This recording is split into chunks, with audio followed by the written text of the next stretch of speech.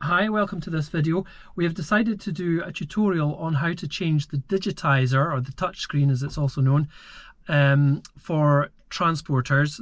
These stereos, actually it's not in this particular vehicle that we're doing it, this tends to be the worst screen that causes all the trouble, is an MIB stereo, and it's found in transporter T6s and Golfs and Passats and so on, Scirocco's, all sorts of VW group cars. And what happens is the screen becomes unresponsive and you can't end up changing channels and so on. It's really expensive to get one of these units from the dealer, so the easiest thing to do, it's not easy, but the best, most cost efficient thing to do is to replace the digitiser. And young Kyle is going to do the job, and I am just here to tell you how to get going on the job. So this is a stereo that we're doing for a friend. He runs a business in town, and to get to the stereo I shouldn't really be using screwdrivers, but I'm slightly unprepared for this. Just be very sympathetic and just prise up a corner. This piece of trim comes off relatively easily.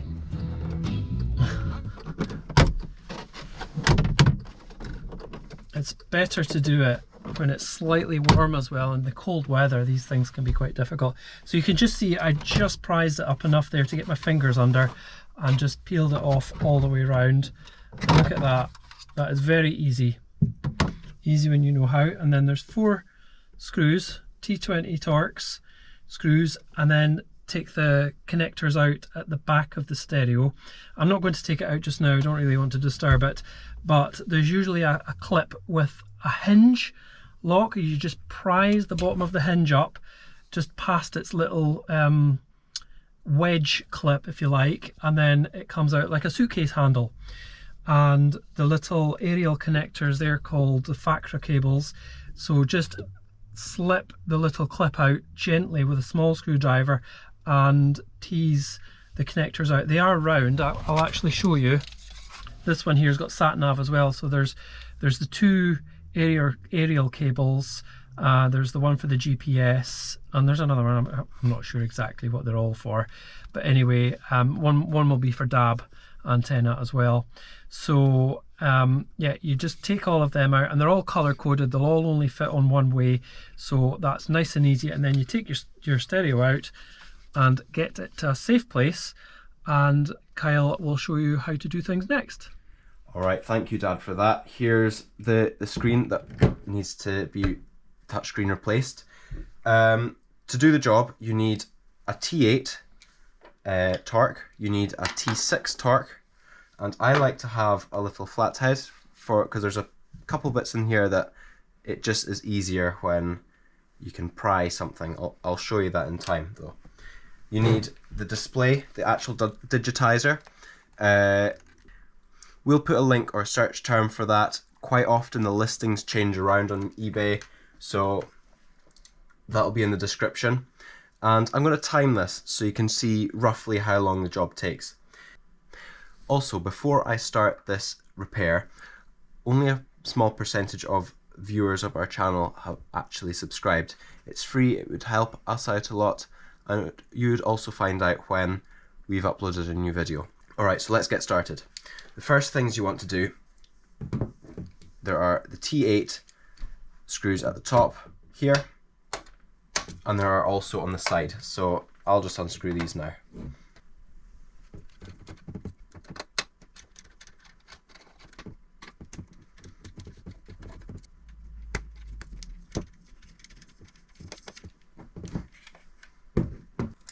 Just 2 on the side here that you actually need to screw. There is one there, but it's not necessary for the repair.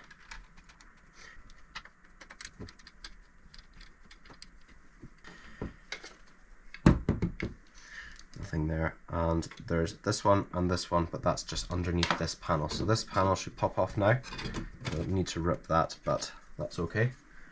And away to the side it goes. Now we're presented with the CD drive. We've already taken off the screws for that, so this should just lift out. There's a ribbon cable, and you should see, I'll take it out. When it comes out, there's a little locator to show you which way around it goes. There we go. Pops out, and that's the contact side, and here we have the clip that keeps it in the position. We only need to worry about that when it's going back together. This bit here, sometimes I take it out, sometimes I don't, but it's not required for the job, so let's move on. Now we need to separate the body from the display, and we can do that by flipping it round and taking out these further two T8 screws.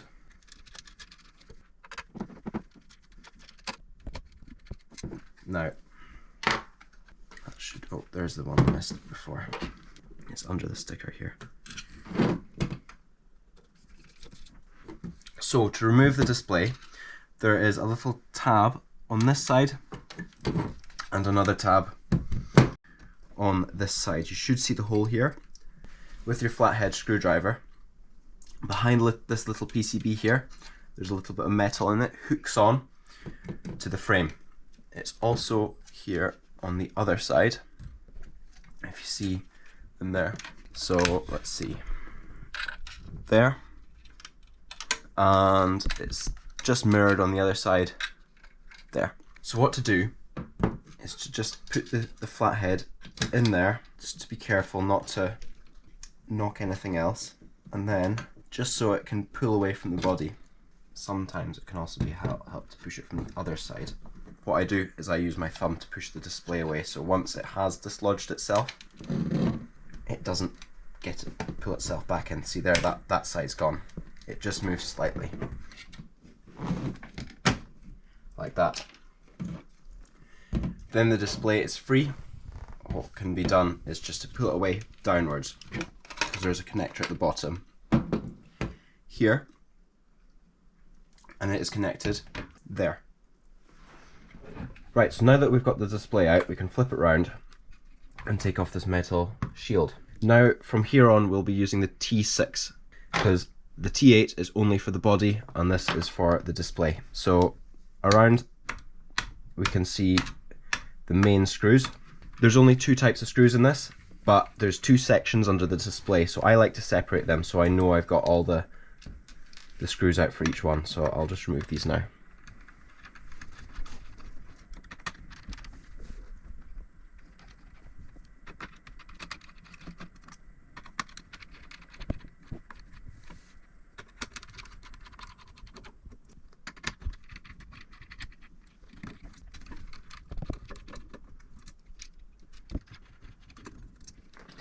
And that should be this undone. So that should just pull off and we can put that to the side. Now this is the main logic board. What we want to access are these two, because the digitiser here, it slots into this one there. So before we continue, as you'll see, this is on a sort of spring. I'm not sure why they did that, but that has the buttons. And what you need to do to that is pull them off with pliers. And if these screws are undone, it could damage the board, so it needs to be done now. You can do it any time before that, but as long as they're pulled off before the screws. So I'll just pull them off now. And that's the two off. So now we can remove the screws.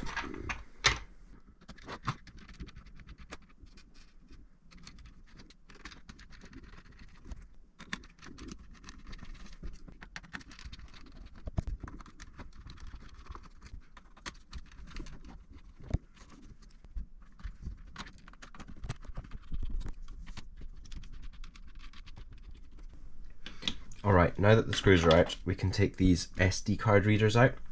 Now, you'll need the flathead screwdriver here again, because on this side is the terminal connector bit, but then on this side underneath there, you can see there's a little clip that hooks into it.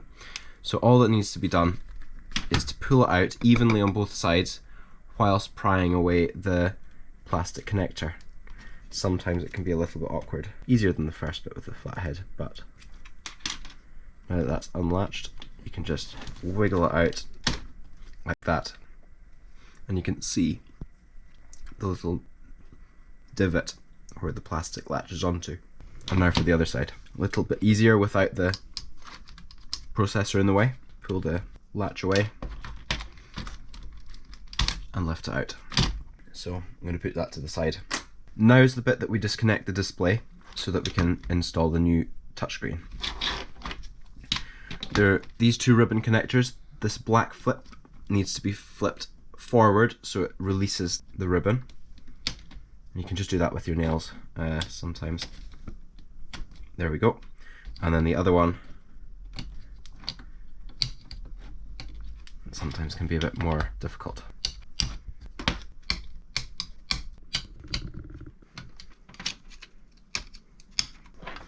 Just need to be very careful so you don't damage it.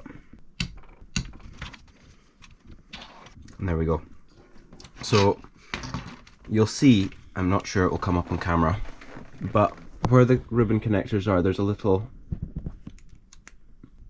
latch, and that makes sure that the cable doesn't slip out. So just lift up and out rather than straight out. But now that they're out, the display can come out. You can push that out from the bottom or whatever. And that we are done with for now. Now we can pull out the display, and we're also done with this bit. Alright, now that we've got the display out, we need to remove the metal bezel which fixes it to the housing. We need our flat head screwdriver again, and as you can see, there is clips there all around the unit, and we need to unlatch them. So this can be quite tricky and annoying sometimes, so bear with me. Sometimes if you can get your nail holding a bit that you've just unlatched, that can be good because sometimes it can spring back. So you got that corner bit there, and now we can move on to the next bit. Once you've got one or two, it's generally fine. And there we go. Should just pop off.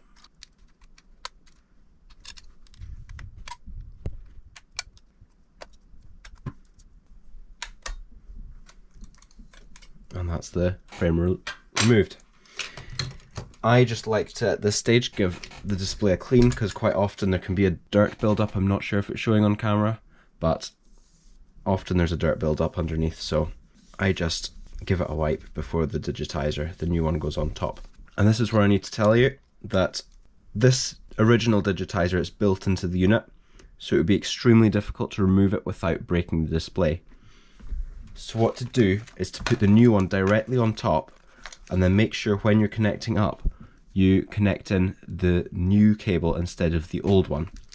That way, if and when this one fails, you could use brake cleaner, I've got some up here, to simply go around the seal so that it can be removed again for a new one. Thankfully that's not happened to me so far, and hopefully it will stay that way for a while. But that's the method. So this is the satisfying bit, is to peel this.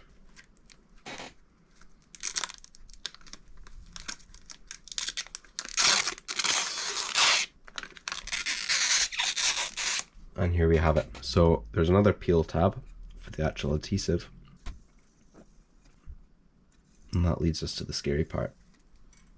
I don't particularly like doing this bit, but here it goes. Make sure you've got good lighting for this, but line the corner up, top corners up, and hold the other side so it doesn't go down. Make sure it's absolutely perfectly in line. The corners, I also use the cables as a reference, but it's best using the corners because when we go to putting this metal bit back on, it has to be aligned well to fit. And I'm happy with that, so just place it down. I'm just going to give this a wipe as well. I've seen worse, but this one's pretty good actually. So to reassemble it, it's really simple. First thing, it's the same process as we did before, but in reverse. The display just goes straight in the housing, like that. You should see the locators at the top, and then the board just gets placed on. Now this is where we need to make sure that we get the right cable. The new one is the one on top, so slip that through the slot. Same with the display cable. And then buttons should slot through the holes too, and that's the display back. So just clip these in, pull it a wee bit, and sometimes it will not want to go in. This one, the display one's generally easier, but the new one, I don't know why, but there we go. Clip them down to make sure they're secure. Then we can put these back in. This one goes on this side because you can see the little locators, the plastic locators, which will slide the plastic through PCB, and the little connector can clip in, and that just push it in fairly firmly, and like that. And then same for the other side, like so. Excellent. So now we just need to screw it in. Now be careful not to tighten it too much, because this first set goes directly onto the PCB and you don't want to crack it, as that wouldn't be a fun job to replace. Not because when we were at this stage anyway, but just more because of the expense and the nuisance. I'm not sure where you would get the PCB, but I don't want to find out.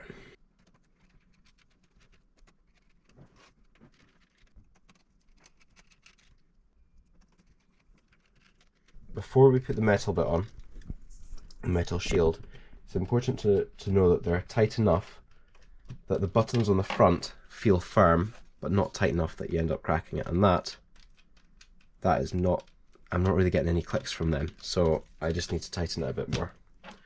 So evenly going around them all.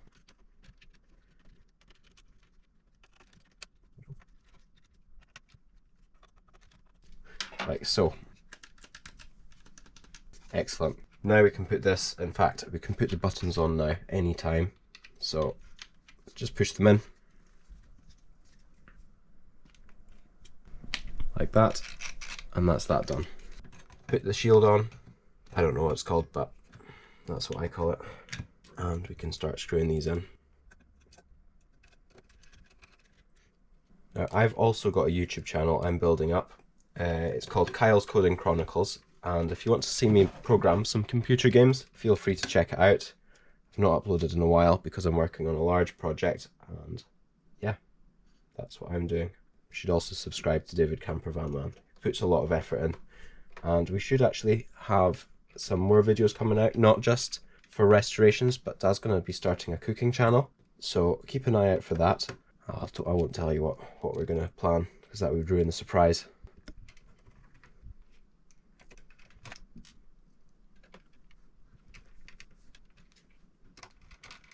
And there we go. Just make sure that they're tight, but not too tight. And there we are. Now to put it back into the main body. First of all, we have this, and it's just as it is in reverse. You line it up with this connector and flip it on like that. Make sure it's connected. Now it does have a little tag down here, and that goes into that section there, you can see. So just make sure it goes in like so. And now it's time, first of all we need to put these clips back in. Just push them in. They should click. There's a little tag at the top, and that will snap in place. The last pieces of the puzzle is to put the CD back in onto the locators again. Should be fairly obvious because sometimes that's got the coil still in it. It's always got that, and you can see which way it goes because of that locator I showed you at the start. And also the screw hole, it's got a locator and a screw part, and the CD drive has got a locator and a screw part. So just that's how you know which way around it is, because it isn't inherently obvious otherwise. Put the ribbon connector in, it just slides in. Put this in place, and now we can screw it up. Back to the T8.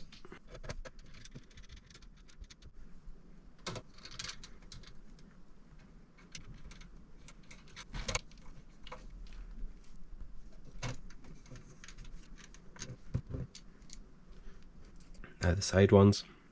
Oops. Two in this side.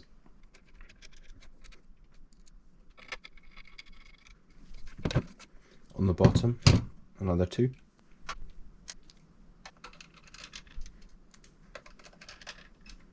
And the last screw is on this side, just under the sticker.